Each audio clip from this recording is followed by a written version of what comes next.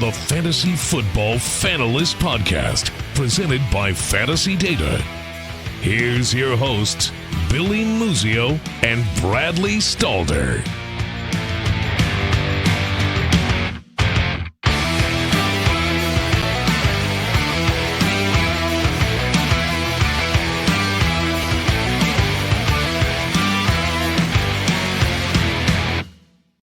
Welcome back, everybody. Got a new intro if you hadn't noticed. I think the only bad thing about that intro is our pictures there, Bradley. They're pretty hideous, but we need to get it changed.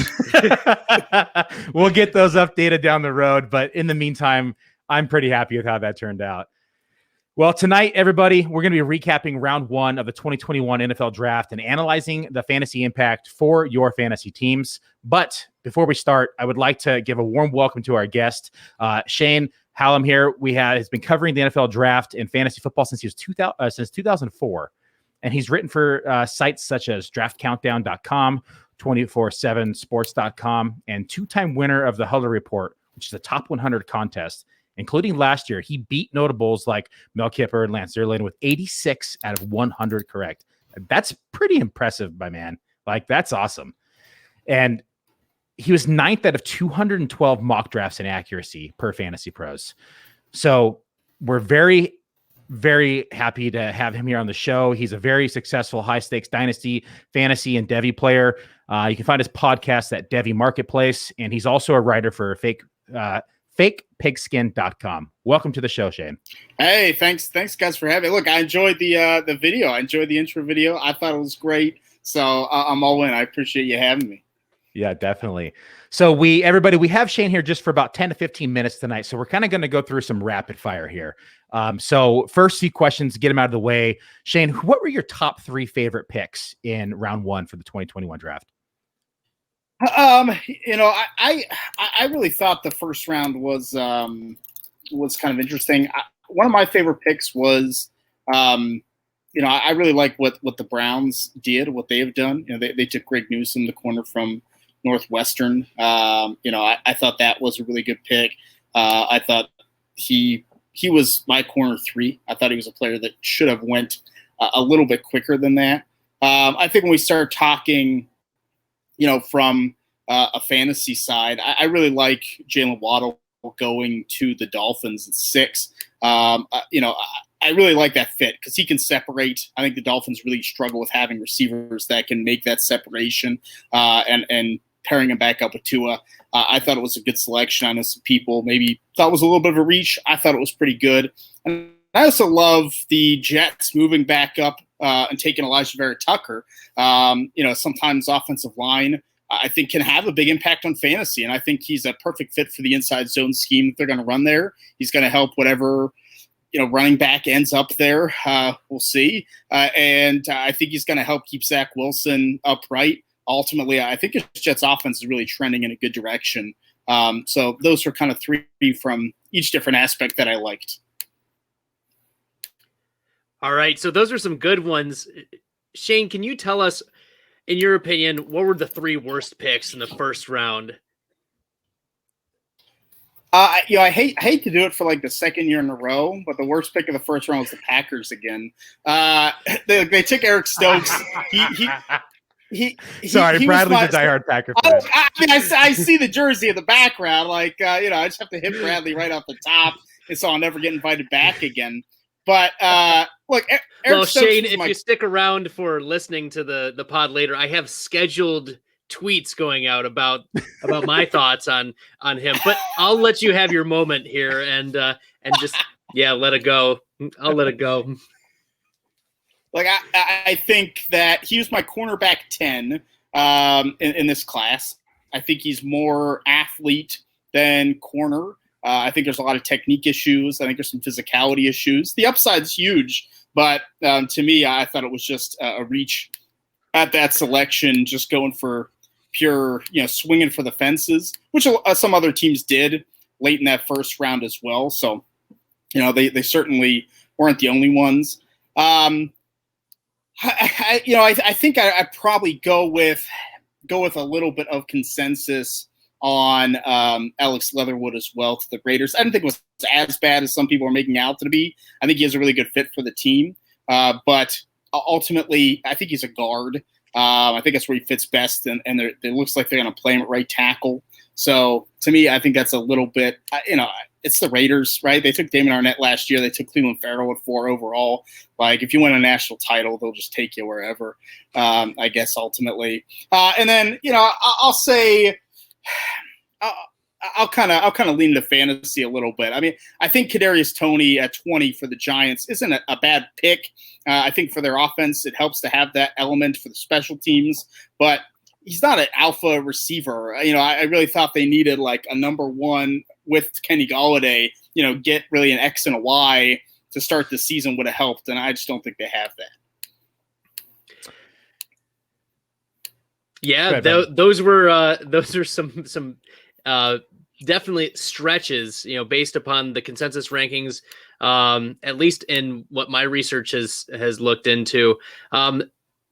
All right, Shane, one surprise pick, maybe a player that, I don't know, we've talked about some bad picks being reaches, but maybe there were one surprise that you didn't expect a player to go to.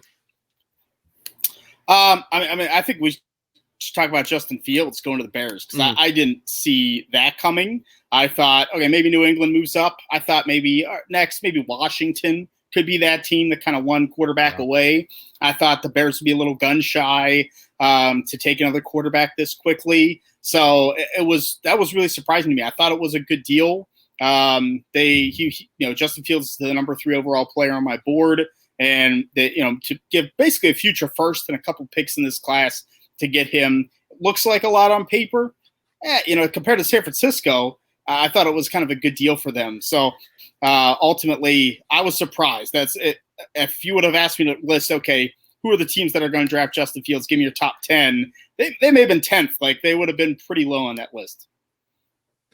Yeah, my notes in this later in the show talk about the draft capital they gave up versus what the Niners gave up, and how much of a steal that I thought that pick was at 10.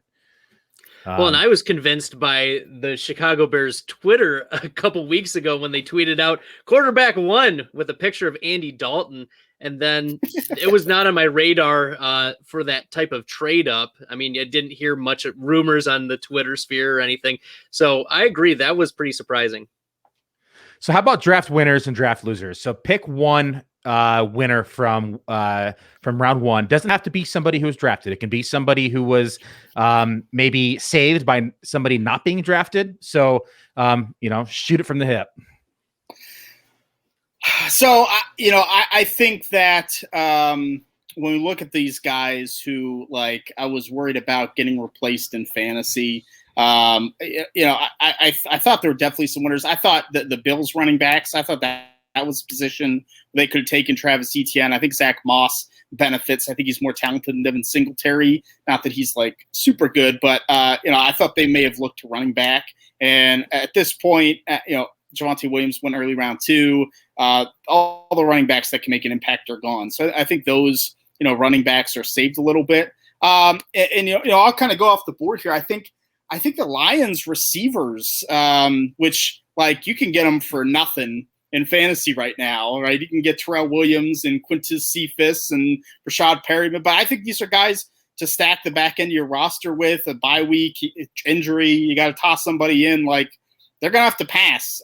It seems like the mentality is to build the trenches this year, long-term rebuild. So I think for like 1 year, these are some guys that could give some good fantasy value that kind of won out a little bit. I stacked every single one of the pass catchers in the Detroit on an FFPC best ball. I was able to get Perriman, Cephas, and Tyrell Williams all between rounds 20 and 23, and was just able to stack it and said, hey, if they come out victorious in this draft, I mean, that's a huge win. And not have to invest that much capital into it, I thought that was going to be a win. So I've been happy so far with how the draft has played out for them. Yeah, and I mean, I think Mike Davis for Atlanta and Myles Gaskin for Miami definitely, have benefited from not getting competition. They're the kind of the obvious ones, but I think the Lions receivers, no one's talking about them. I think it's worth stacking those absolutely. How about a draft loser? I mean, James Robinson's that's the easy answer. That's the that's the low hanging fruit. I was a big James Robinson guy. He was my RB11 before the NFL draft last year. So I have him on a ton of teams. I picked him up, drafted him late. But Urban Meyer uses a workhorse running back. And it's going to be Travis Etienne. You don't spend that type of draft. I don't care what Urban Meyer says. They call him Urban Liar for a reason. Like Travis Etienne's going to tout that rock. So I hate to take the obvious one, but I think that Robinson's probably cooked. So you're not believing the third down back being drafted in round one story then? That's complete crap. Just complete garbage. All right. So next one we're going to do. So it's where we're nearing the end of the time that we have here with Shane. We're going to do rapid fire here. 1 through 32 draft grades. We'll shout out a team. You shout off a grade, and feel free to stop us, slow us down, whatever you want to do. Start with Jaguars. A+++, greatest quarterback I've ever scouted. Okay, Jets. I'll give them a C+. Should have taken one of the other guys.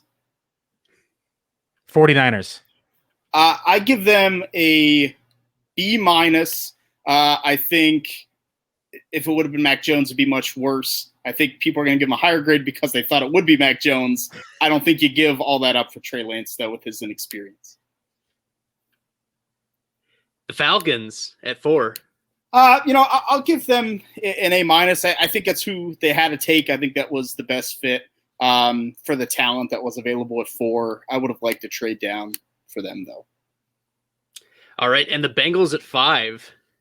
A+. I mean, I know everyone wants protection for Joe Burrow, but you weren't getting Jamar Chase in round 2. They got their offensive guard in round 2. I think they made out in this draft. All Dolphins. right, and Jalen Waddle. Yeah, Dolphins. Yeah, I'll give it a solid A. I think, like I said, I think he's a good separator. I think he's a great fit. I think he's going to be a little bit underrated in rookie drafts, and I think he's a guy to go out and get. Okay, Lions. That's an A+ for me. Penei Sewell's my number 2 overall player. I like what they're doing long term to build O-line, D-line first. I won $90 off a $10 bet on that pick. I won a good amount too. Yeah. I was like, awesome. It's playing out. Panthers. I think it's a B+. I think J.C. Horn's a good fit, the man cover corner, but I do think that the Panthers could have used some offensive help after going all defense for the first time in NFL history in the draft last year. Broncos at 9. I'll give Surtain. I'll give that a B. I think it's a good pick. I think he's a good player. I think they signed a ton of corners. It wasn't a huge need, but I understand that. Let me go to B+, because when you have Patrick Mahomes in that division, when you have Justin Herbert, you better have a good secondary, and they certainly do now. I was expecting Slater here after everything. Yeah, and it just didn't happen. How about the Eagles? I'll give this one a B-. I'm not a huge Devonta Smith fan. I don't think the trade up. I understand sticking to the Giants, but you just drafted Jalen Reagor last year, who also is not good. They're the same receiver. I think it might be an issue for them. So I don't like taking Devonta Smith at 10. All right, we already hit at number 11 with the Bears. Give it a grade though. Oh, I mean, A+, killed it. Cowboys? I'll give that a B+. I think Michael Parsons is a good player, good mentality for the Cowboys, but ultimately I think they had some bigger needs elsewhere. Yeah, I think they were expecting either Surtain or Horn to be there, quite frankly. Yeah. And then once those two went, I like the fact they were still able to get their linebacker that they needed, I think, at 12 as well. Chargers. I think that's an A+. Slater fell into their lap. Big need, protect Herbert. Love it. 14, Elijah for the Jets. I think it's an A. I know trading up sometime, but they had a lot of picks, and I think he's a great fit. I think it'll be good. And 15, the Patriots. I think this is C. You know, I once again, I know Mac Jones is hyped to be a top 3 pick, so it's like, it seems like good value. I think it's a reach. Like, I don't think the guy should have been a first rounder. Bill Belichick, not really good at drafting offensive skill positions. You look at the list of quarterbacks he's drafted after Tom Brady. It's not great. I think this will be a bust. He's got the Tom Brady bod, though. He's got that going for him. I mean, hey, Bill Belichick has a type. That's all we know. Number how about 16, the Cardinals? The Cardinals. I'll give that a B. I like Zaven Collins. Love his story. You just drafted Isaiah Simmons. So 2 inside linebackers, different kind of positions. I don't know. I don't think they had huge needs. I think Cardinals were tough. 17, the Raiders, Alex Leatherwood. Yeah, I think it's a C plus. Like I said, I think he's a good player, but if he plays right tackle against Von Miller, against Joey Bosa, it's going to be a problem. If he plays guard, I think it's fine. 18, Dolphins, Jalen Phillips. I'll give it an A. You know, Jalen Phillips, not good against the run. It could be an issue, but they need a pass rush so badly. He's the best one in this draft. Washington football team at 19. Yeah, John Davis, I'll give it a B plus. I think he's raw, but this was a big need. I think Washington might have the best defense in the NFL. I think fantasy defense wise, I'm going to be grabbing them, but I think he's going to be a good tackler, play well against the run. We're going to skip 20 because the Giants should have 2. No, I'm just kidding. Go ahead. What's your grade? Look, I'll give it a C plus. I mean, I think it, like I said, I think it's a fine pick from an NFL perspective for them, but I just think there was much bigger fish to fry than Kadarius Toney. 21, the Colts. I'll give this a B plus with Kwity Paye. I think he's a good pass rusher. That was a big need. I think he's also a little bit raw. So I think it was solid. 22, Caleb Farley. I'll give an A. I mean, I think the health concerns, obviously, I don't know the medical, but if you had told me you could get maybe the most athletic corner in this draft at this spot, win for the Titans. 23, the Vikings, Christian Darrisaw. A plus. To trade down and still get a guy that they were probably interested in, I think is a win. Once again, maybe a medical thing. He was the best offensive tackle in college football this past year, and they had a big need there. Love it. 24, Steelers, Najee Harris. Look, I'm a Pittsburgh born, raised, living. I give this a C. I think I'm not a big Najee Harris fan. He's my RB3 in this class. And Steelers need that offensive line help. I understand the fit. But I think he never had a run over 60 yards in 3 years at Alabama. He's not very electric. I think he's Leonard Fournette. I think that's what he's going to be. Who are your 1 and 2? Just curious. Ooh. Number 1 is the next one, Travis Etienne. Number 2 is Javonte Williams. Okay. Well, we'll touch on Etienne here. 25, Jaguars. I'll give this a B plus. I think I like Etienne. He, like I said, he's my RB1. I think he's a great fit for Urban Meyer's zone scheme. One cut. I mean, this is ideal. But you have James Robinson on a cheap contract. You're the Jaguars. You have like 70 holes on your team. This is probably not one of them. It's nice having Trevor Lawrence and Travis Etienne together, but I don't think it was a great pick from a need perspective. 26, Browns, Greg Newsome. A plus. I think Greg Newsome is really, really good. I think he's going to fill in that number 2 corner and be locked down. The Browns are going to be a tough team. They're going to be really tough. 27, the Ravens, Rashad Bateman. A plus. I think Rashad Bateman, he's my wide receiver 3 in this class. I think he's so good at just his movement skills, his cutting, his route running. Lamar Jackson's never really had a receiver. Like, don't tell me that Hollywood Brown was a receiver. So I think it's the first one. I think they're going to pass more than we think. Okay, 28, Saints. Peyton Turner, I'll give a C minus. Another just like looks like Tarzan, kind of plays like Jane, and he's an athlete that needs a lot of work. All right, and 29, my Packers, Eric Stokes. D plus. We'll give them the D that plus. Was generous. Generous. A little like I don't want to fail anybody. It's he threw in a plus. Threw him a plus. No D's, but oh god. All right, 30, the Bills, I'll give Greg Rousseau an A. I know he's not the best, agile athlete, but I do think that he's a good fit for the Bills. That they like to have guys that set the edge against the run. He'll do that really well. I really like the fit. Well, and AJ Epinesa was not the answer last year. Not. I like, if you want to talk about a guy that's unathletic, that's where you get AJ Epinesa. 31 Ravens, Jason Owe. I'll give it a B. I mean, I think there's upside there with him. I think he is a little more than an athlete. He was in the backfield a lot despite not getting a sack. I know everyone likes to throw that out. So I thought it was fair value for him. And last but not least, we have the Bucs at 32. Yeah, Joe Tryon, I'll give that a B as well. Kind of the same thing. I mean, at the end of the first, you're getting these guys that are kind of unexciting, but I think that Tryon has a lot of raw talent. The Bucs don't need him this year, so you might as well develop someone like that.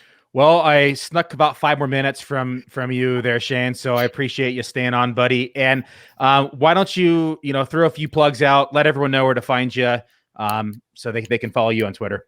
Yeah, follow me on Twitter at Shane P. Hallam. I'm tweeting analysis of every single pick of the NFL draft as it happens. I'll have to catch up on the ones I missed while we're recording this, but I'll have day 3 as well, every pick. So you can follow me on there, fakepigskin.com. You can check out my mock draft, top 100.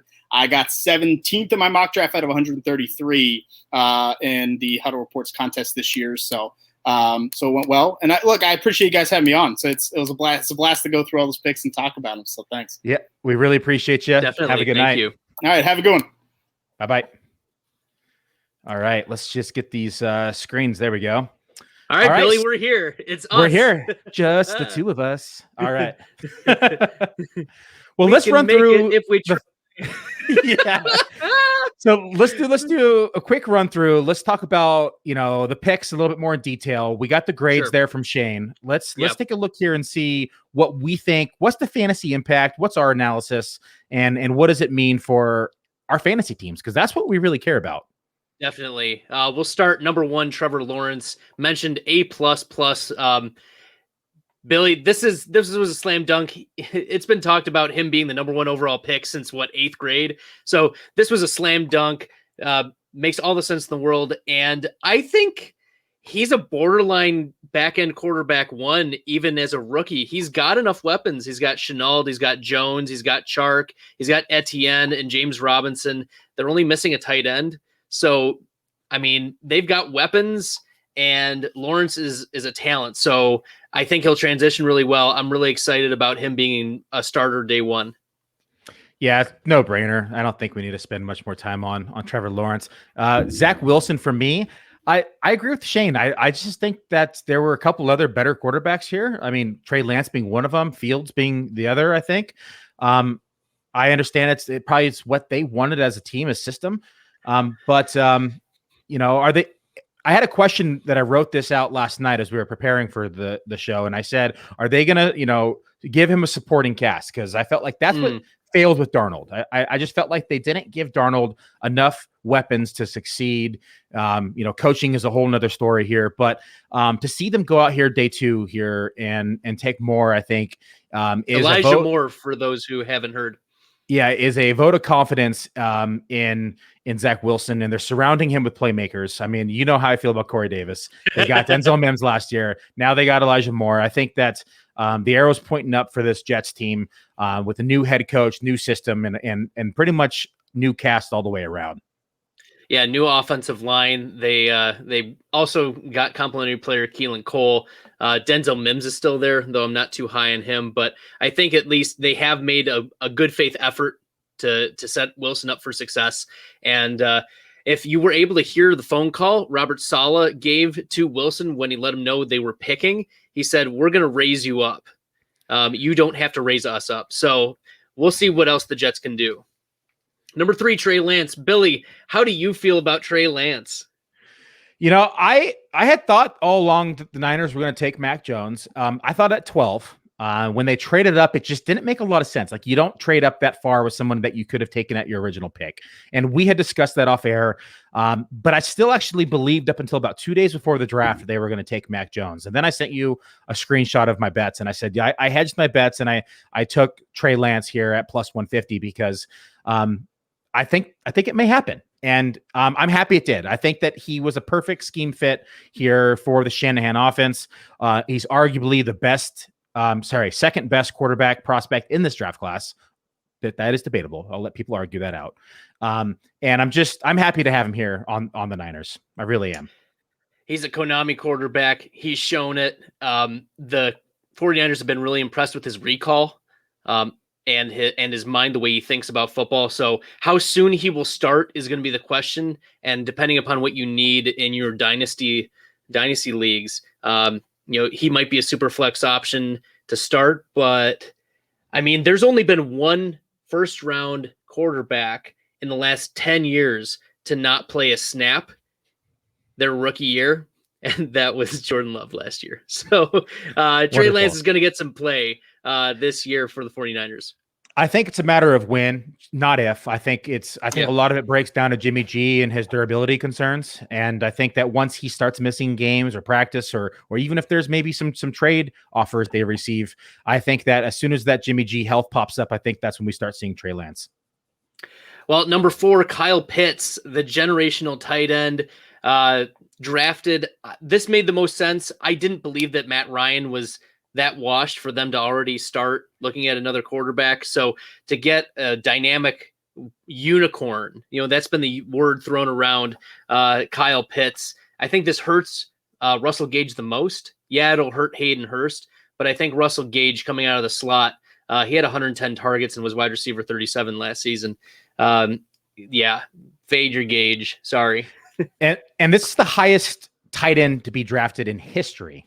And so number 5 was previously, 4 now.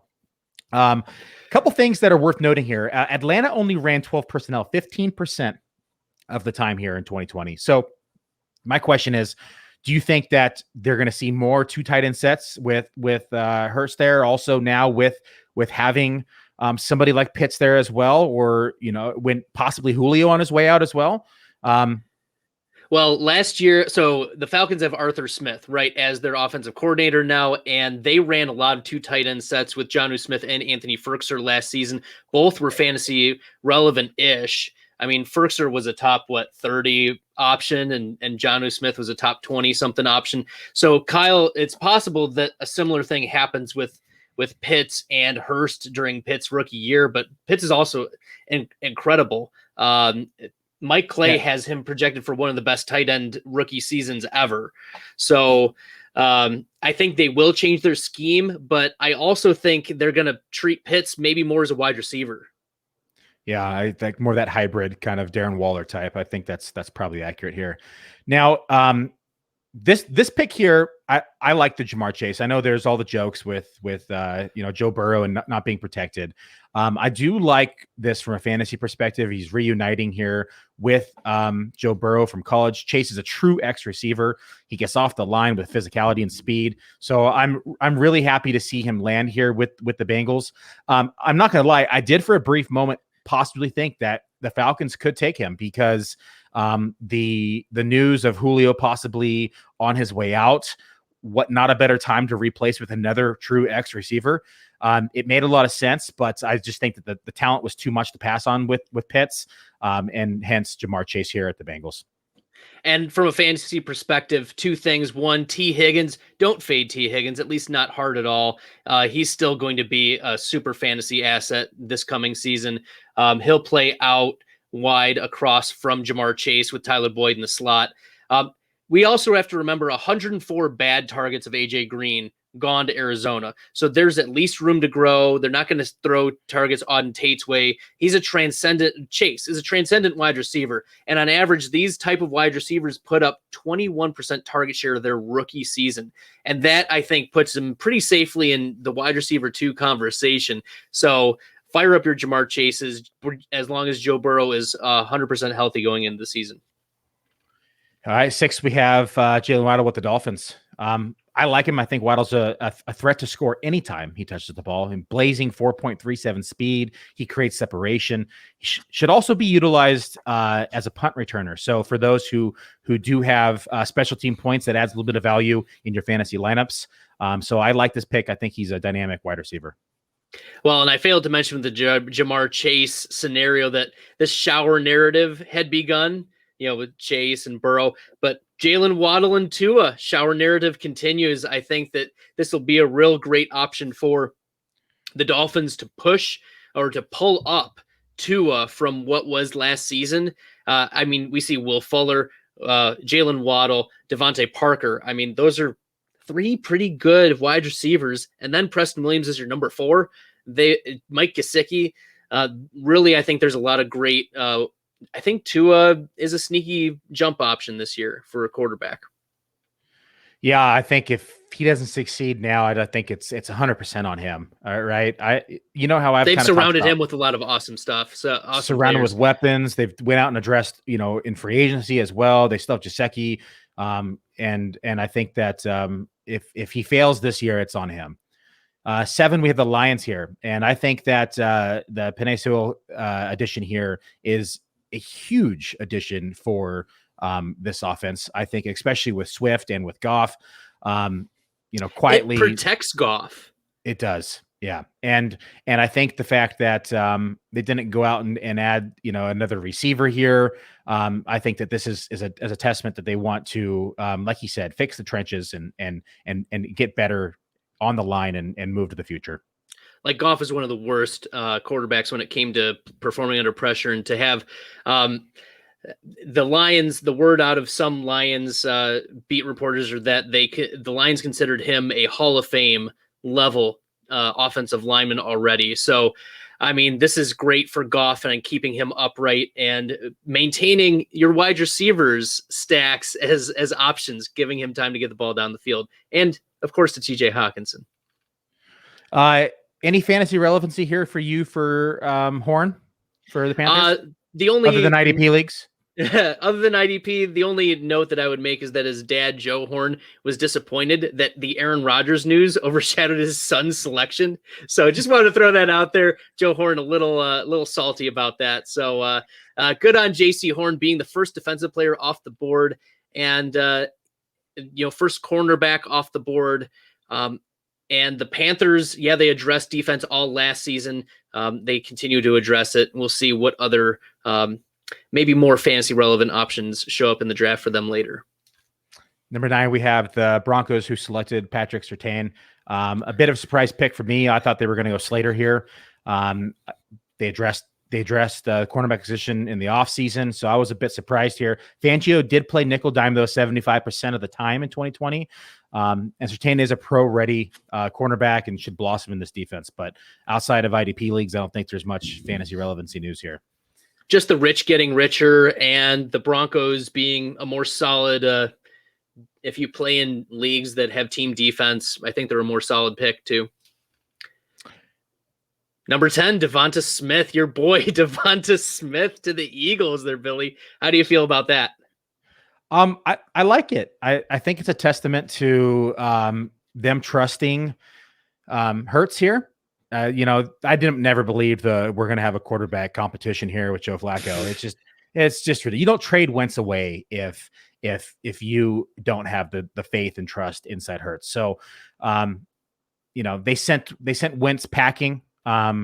This is a testament of trust and faith here with the Eagles, and it's definitely a big boost of confidence. So I like it. I think they were needing a wide receiver, and I think it's a good fit. This is great for Devonta Smith. He isn't going to really have competition for being the number 1 wide receiver on this team. I think it's amazing for Hurts. Hurts, I think, secures himself as, dare I say, a top 8 fantasy quarterback for next year. And because he's a Konami quarterback, I projected him for like 900 rushing yards conservatively. And I think that's going to go up as I change it to a 17-game projection. But the shower narrative is there too. Like we talked about Chase and we talked about Jalen Waddle being shower narratives. But here, Devonta Smith also played with Hurts for 2 years at Alabama. So there's chemistry that you can't pay money for. So you'd have to draft it. So we have a question here, and it goes in relation to our next pick here. So the Bears took Justin Fields, and our question here from a viewer is, 1.02 Superflex, Lance or Fields. And this was something we were just talking about off air, Bradley. I picked Lance just because I like the upside here. I think that he can be a dynamic quarterback. I mean, I do have a little bias, red and gold behind me. But I think it's a close one. I think that if you're looking for somebody for immediate 2021 impact, I think Fields is more that guy, because I think that he's going to come in sooner rather than later for the Bears and surpass Andy Dalton. But if we're going long-term dynasty here, I think that Lance is going to be the fit here. He's surrounded by more weapons. He's got a solid defense. And I think the coaching staff is a little bit more stable because, let's face it, this could be Nagy's last year. And I think that, all those variables, I think it can really change. I can really change a quarterback and his growth. And something that people aren't really talking about is Justin Fields. He sat out, and now here he is. Now, if he doesn't come until week 8, now he's out a year and a half, right? So I think that that's another topic that we can talk about here for him. Fields played this past year. Am I blanking on someone then? I don't know, but Fields played against Clemson and he got like demolished. Remember, his ribs got like broken in half. Yeah. So, no, I'm thinking of someone else here. I'm my That's mistake. all right. That's all right. I think that Fields. I think this is great for Fields. I think it's great for the Bears. I think it's terrible overall because it's going to give Bears fans like this false hope, because Fields is that good. And this was out of line for what Ryan Pace and the Bears have done. Like, they've botched so many things and they've been so mismanaged, offering $16 million contracts to Jimmy Graham, right? This is ridiculous. But then they don't give up the farm to get Fields, and he's going to perform because he's an elite bulletproof type talent of a quarterback. And he's a Konami quarterback, so he's going to move around the pocket. He's flex. He's got the arm. He can do it all, so he can make it happen. I think it's going to be like Deshaun Watson 2.0, where you're going to have the coach stick around for far too long, and then it's going to be really bad for a while. So I think this prolongs Nagy. This prolongs Pace, and this is bad for the Bears organization because they do one good thing and it's going to keep their jobs for a while. Correct. And I said that backwards. Sorry. Lance only played one game last year. I said Field, so that's my mistake. So Lance only playing one game last year and then possibly sitting out multiple games this year. Now we have a multiple, month to year stretch of him not playing, which can really hinder his development. So apologies saying that backwards, a little dyslexia here. It's all right. We'll forgive you here, Billy. So at number 11, we do hit on Justin Fields, and Andy Dalton is not the quarterback one anymore. I mean, it's going to be May tomorrow. It's gonna be May, but it's April 30th. But Fields, I think he was the biggest value in the first 11 picks, especially versus, all of these consensus rankings. I think he'll put up quarterback 1, top 12 quarterback weekly numbers, as we go throughout this coming season. I think it's going to be pretty clear that Fields is the superior talent over Andy Dalton.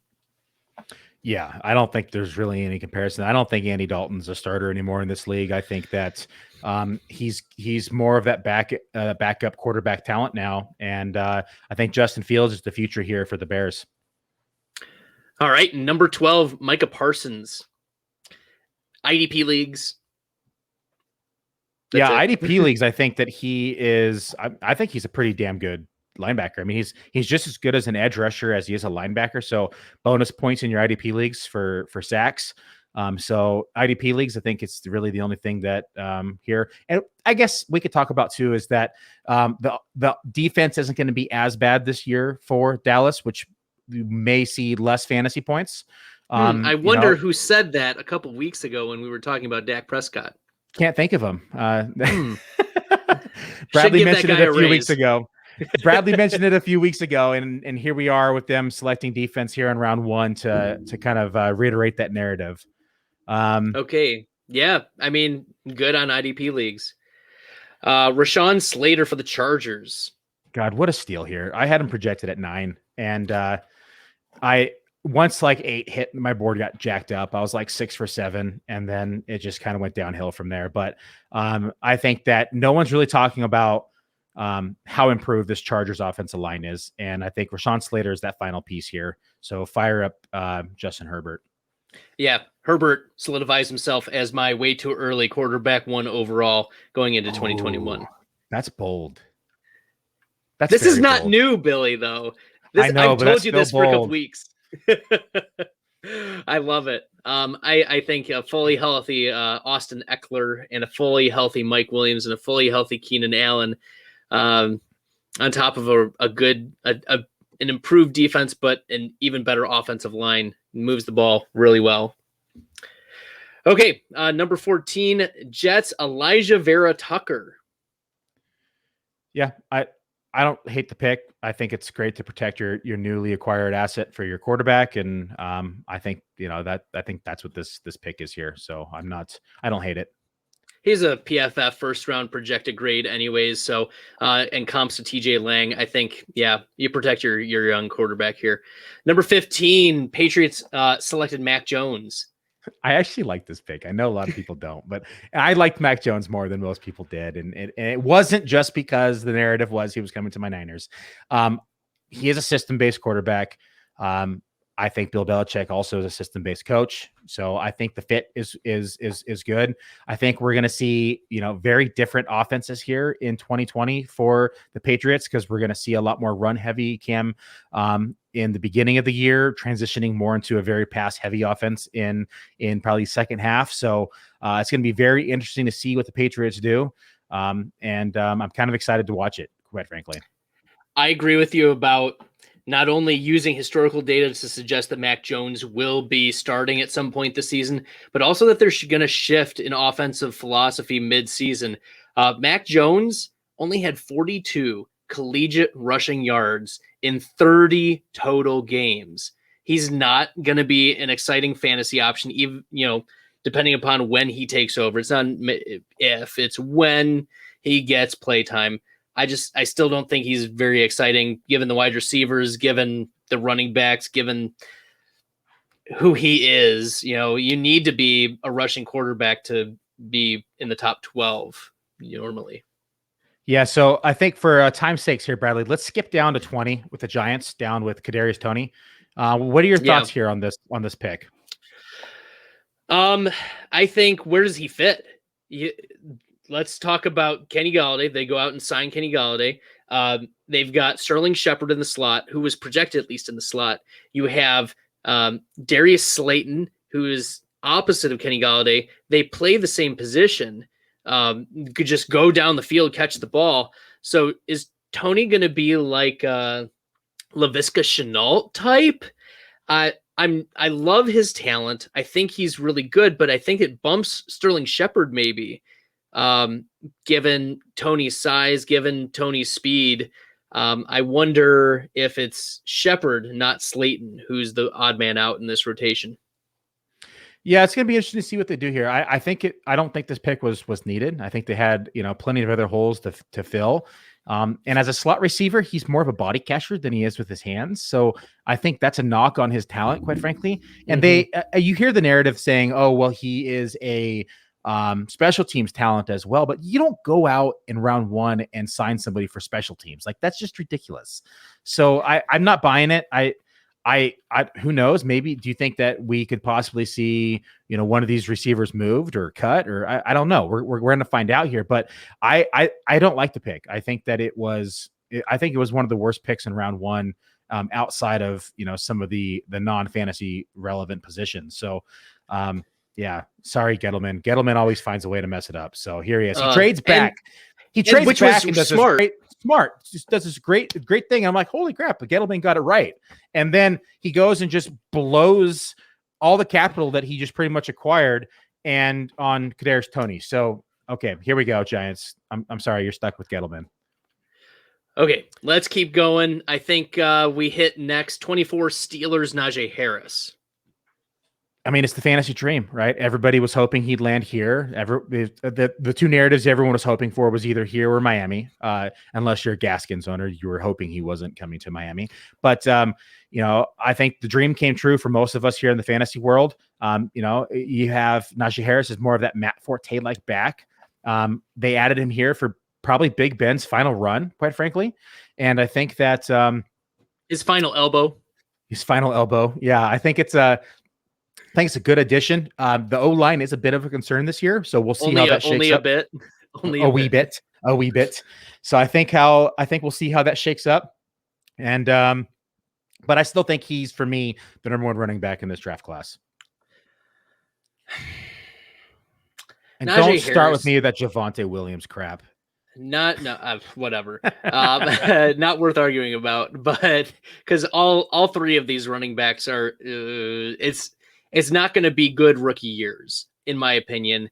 Najee Harris, he has the highest ceiling, I think, of any of these initially coming out of the draft, just because he's the one who's slotted to be the number one, but he's going to average 3.7 yards per carry, but get 17 carries. So the volume's going to be there. He's going to get the goal line touches. He's going to get the receptions in PPR. But the efficiency, I don't think, is going to be there. They retained a Juju Smith-Schuster, who had like an average depth of target of like negative yards. Yeah. I think only Deebo Samuel was like worse. But I think Najee Harris, he's going to be the most fantasy relevant. But we need to temper expectations. He's not going to be like Le'Veon Bell prime when he was with the Steelers here. Yeah, it's a different offensive line. I mean, that offensive line is come and gone, and I don't think that we're going to see that type of production ever running back from that system for quite some time. Next one here we have is Travis Etienne for the Jaguars.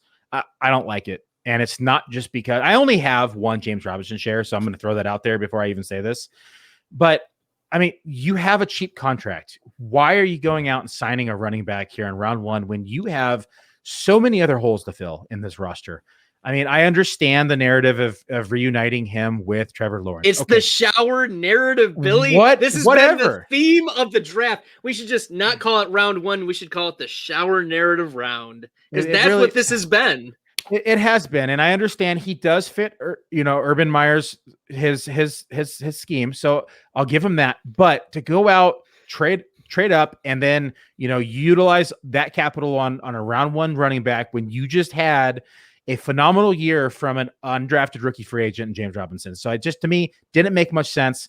I would have ran that contract that you have with Robinson. I would have attacked other positions, but hey, I'm not a GM here. New regimes don't like undrafted free agents, and this is just rearing its ugly head for fantasy. This is once again what's the fallacy, the smart coaching, smart managing fallacy, that we think that as fantasy managers, like real life NFL GMs, are going to do the smart thing. And this is not the smart thing. This may be a team thing. Urban Meyer came out last night and said it's Robinson, Hyde 1-2, and then Etienne, the third down back. And while, Shane came on and said, I don't believe that. I don't think that's true. I'll believe Urban Meyer until it shows otherwise. So I think you're not getting what you paid for the 1.02 and one quarterback leagues to draft Etienne. Yeah, I agree. Okay. Let's go down to Rashad Bateman, 27, the Ravens. What do you think, Billy? I love this pick. Lamar gets a new weapon. I mean, he's a smooth and fluid route runner, speed and great leaping ability. I mean, Bateman will be the new alpha wide receiver in this Ravens offense.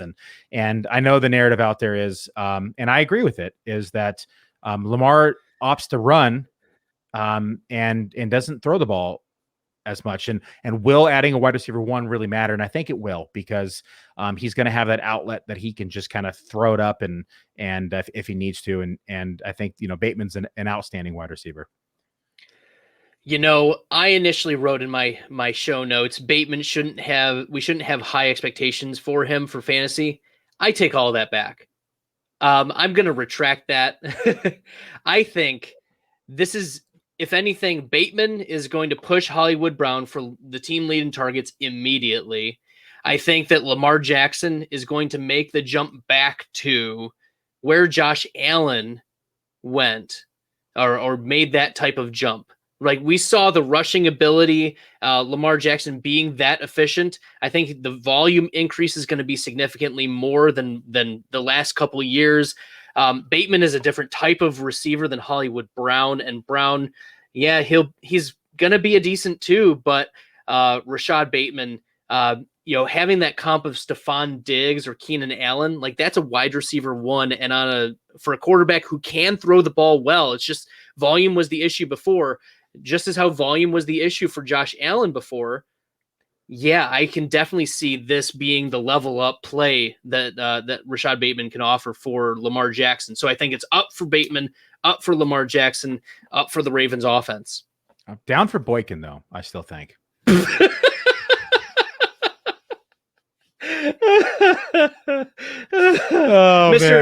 Faceplant himself. Yes. Okay, Billy. It was so hard to say that with a straight face. Oh man. Okay, it's time now. I think it's time. It's Bradley rant time here. We for backstory for those of you, Bradley is a Packer fan, if you couldn't tell by the jersey in the back. And Bradley and I have been talking now for 2 years straight on how much the Packers hate Aaron Rodgers, and they refuse to draft positional players to surround him with on his MVP caliber seasons and runs here. So Bradley, why don't you give us your thoughts here on the Packers round 1 pick here? So Billy, I have a rhetorical question. Why did we wait so long to get to me talking about this? Well, I can tell you the answer. It's because of how teams performed last season. It goes in backwards order. We're at the back end because the Packers are really good. And you know why they are really good? Because they have the most valuable player in the whole National Football League. And that is Aaron Rodgers. Aaron freaking Rodgers, the bad man himself. And what have you done since 2008?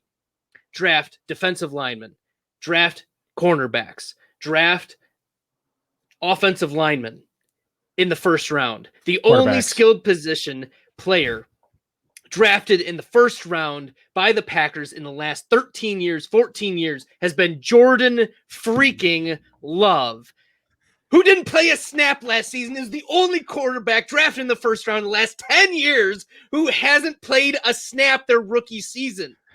And Aaron Rodgers goes out, MVP season. You don't address the wide receiver at all. Who steps up? My boy, Robert Tonyan. That's right. Robert Tonyan is a top 6 tight end because Aaron Rodgers is that good. Okay, let's shift for a second. Eric Stokes. What did our man Shane say that it was a D+? That was generous because Eric Stokes no disrespect to the player. No disrespect to the player because Eric Stokes is a talented freak athlete who has tremendous upside. But this was the wrong pick. This was the wrong pick because it just came out yesterday that Aaron Rodgers is willing to sit out. It came out today that he's willing to retire over this issue. And you go out in the middle of a freaking hellfire storm that is the national news on NFL round 1 draft day that Aaron Rodgers is unhappy, so much so that the Packers were approached by the 49ers about inquiries, and Aaron Rodgers reportedly said that the Packers should have accepted the trade offer. Absolutely ridiculous. Ridiculous. Now, okay, real question. How many Super Bowls did the Niners win if Aaron Rodgers is on that roster this year? They win at least 2 straight right now.